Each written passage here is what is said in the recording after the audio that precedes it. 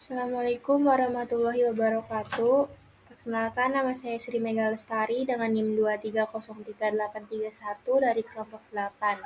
Di sini saya akan menjelaskan landasan pendidikan historis. Pengertian landasan pendidikan historis. Landasan pendidikan historis adalah sejarah pendidikan di masa lalu yang menjadi acuan terhadap pengembangan pendidikan di masa kini. Lalu ada sejarah pendidikan dunia. Perjalanan sejarah pendidikan dunia telah lama berlangsung, mulai dari zaman Helenisme 1950 sampai 500 Masehi, zaman Pertengahan 500 sampai 1500 Masehi, zaman Humanisme atau Renaissance, serta zaman Reformasi dan Kontra-Reformasi. Sejarah pendidikan realisme. Kata realisme berasal dari bahasa realis yang artinya ada, nyata, atau benar.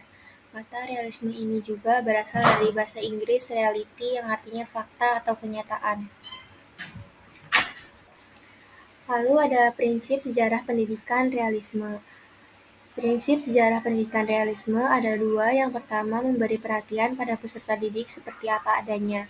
Yang kedua, inisiatif dalam pendidikan berada pada pendidik, bukan pada anak.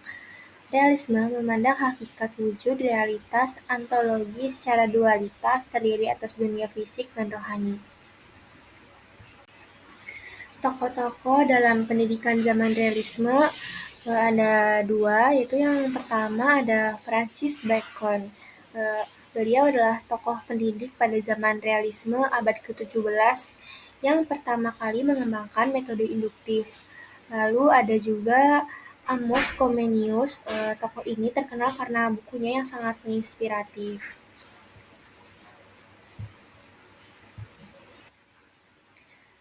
Ada juga zaman rasionalisme.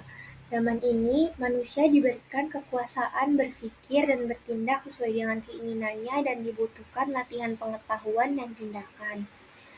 Tokoh pendidikan zaman ini adalah John Locke di abad ke-18. Proses belajar menurut John Locke yaitu yang pertama, mengamati hal-hal yang ada di luar diri manusia. Yang kedua, mengingat apa yang telah diamati dan dihafalkan. Dan yang terakhir, berpikir, yaitu mengolah bahan-bahan yang telah diperoleh tadi, ditimbang untuk dirinya sendiri.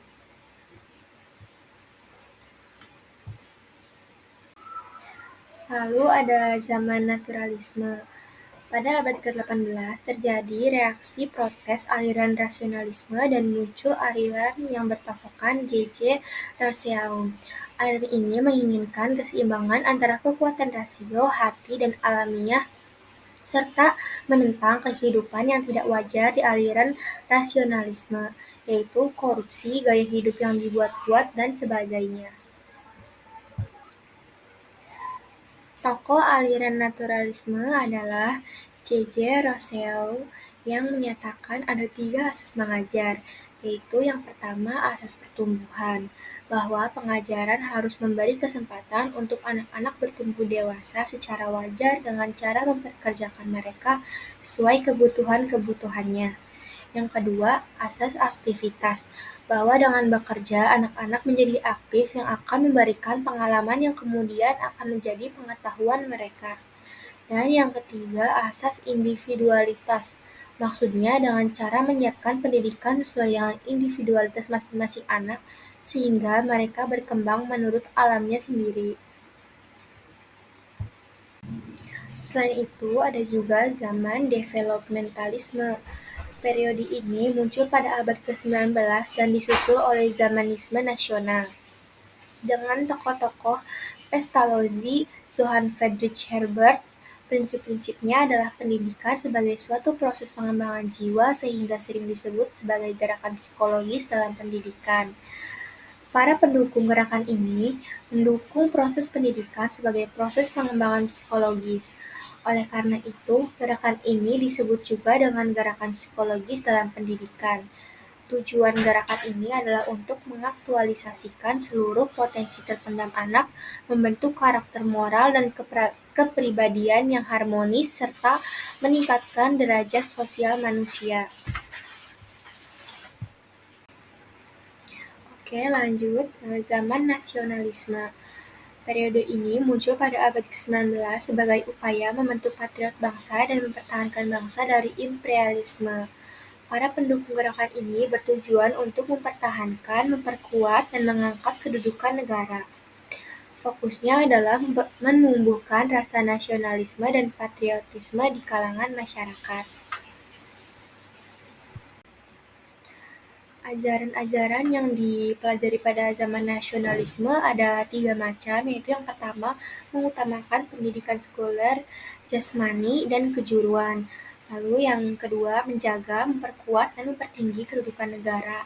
Dan yang ketiga, materi pelajaran meliputi bahasa dan kesastraan nasional, pendidikan kewarganegaraan, lagu-lagu kebangsaan, sejarah, dan geografi, lalu pendidikan jasmani. Berikutnya ada zaman liberalisme, positivisme, dan individualisme. Liberalisme berpendapat bahwa pendidikan adalah alat untuk memperkuat kedudukan penguasa atau pemerintahan yang dipelopori dalam bidang ekonomi oleh Adam Smith. Menurutnya, siapa yang banyak berpengetahuan dialah yang berkuasa, yang kemudian mengarah pada individualisme. Adam Smith berpikir bahwa setiap orang harus menerima pendidikan dan bahwa dana harus dibentuk untuk memenuhi keadilan dan untuk memberikan insentif produk yang berkualitas tinggi. Sedangkan positivisme dengan tokohnya Auguste Comte percaya kebenaran yang dapat diamati oleh panca indera, sehingga kepercayaan terhadap agama semakin lemah. Itu sebabnya Comte mendefinisikan kemanusiaan bahwa semua manusia tidak dapat berarti semua manusia makhluk hidup, tetapi hanya mereka yang mampu sampai batas tertentu untuk mengambil bagian dari esensi kemanusiaan oleh kebajikan dari kontribusi mereka, apapun sifatnya, untuk tugas bersama. Selanjutnya ada zaman sosialisme. Aliran ini muncul pada abad ke-20 sebagai reaksi terhadap dampak aliran liberalisme, positivisme, dan individualisme. Aliran ini masyarakat memiliki arti yang lebih penting daripada individualisme barat, atau individu tidak ada artinya bila tidak berwujud benda. Oleh karena itu, pendidikan harus diabdikan untuk tujuan-tujuan sosial. Setelah zaman sosialisme, ada juga zaman pengaruh agama. Zaman pengaruh agama Hindu dan Buddha di Indonesia terjadi sebelum masuknya agama Islam dan Nasrani. Agama Hindu dan Buddha memainkan peran penting dalam pengembangan budaya dan peradaban Indonesia, terutama pada masa kerajaan-kerajaan seperti Kutai, Martadipura, Tarumanagara, dan Majapahit. Kemudian agama Islam masuk ke Indonesia melalui perdagangan dan penyebaran dari perdagangan Arab dan India pada abad ke-7 hingga ke-14. Islam secara bertahap menggantikan agama Hindu-Buddha sebagai agama mayoritas di berbagai wilayah Indonesia. Zaman penjajahan dimulai pada abad ke-16 ketika bangsa Eropa seperti Portugis, Spanyol, Belanda, dan Inggris datang ke Indonesia untuk memperebutkan pengaruh ekonomi dan politik. Di bawah penjajahan Belanda, agama-agama lokal dan Islam masih bertahan dan tumbuh, meskipun dengan pengaruh Eropa yang cukup signifikan. Agama Nasrani, khususnya Katolik, diperkenalkan oleh bangsa Portugis dan kemudian juga diperluas oleh bangsa Belanda selama masa penjajahan. Selama abad ke-17 hingga ke-20, gereja-gereja Nasrani berperan dalam pendidikan dan pekerjaan sosial di Indonesia. Jadi, secara singkat, agama Hindu dan Buddha mendahului Islam dan Nasrani dalam pengaruhnya di Indonesia. Sementara zaman penjajahan Eropa membawa agama Nasrani serta meningkatkan pengaruh Islam yang sudah ada. Nah, yang terakhir adalah zaman awal kemerdekaan.